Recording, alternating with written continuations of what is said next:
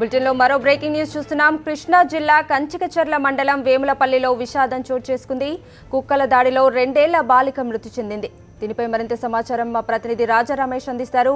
రాజా రమేష్, చెప్పండి, 2 ఏళ్ల బాలిక కుక్కల బారిన ఎలా పడింది, అసలు ఏం జరిగింది? కృష్ణా జిల్లాలోని కంచికచర్ల మండలం వేములపల్లి గ్రామంలో విషాదకరమైన సంఘటన చోటు చేసుకుంది. 2 సంవత్సరాల చిన్నారి అనన్య పేరు.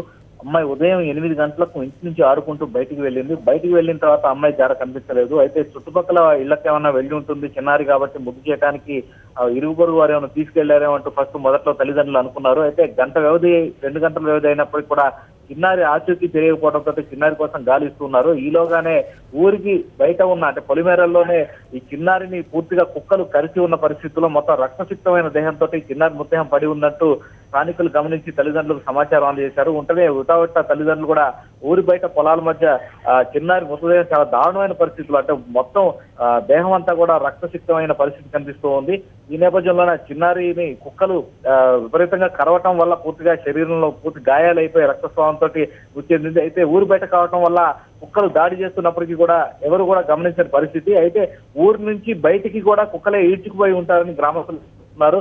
ఈ చుట్టుపక్కల ప్రాంతాల్లో ఉన్న గ్రామాల్లో కుక్కల బెడద విపరీతంగా ఉంది.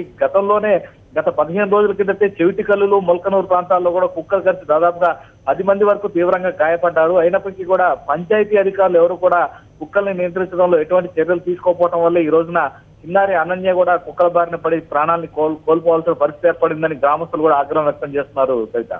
Right, thank you for the updates Raju Ramesh.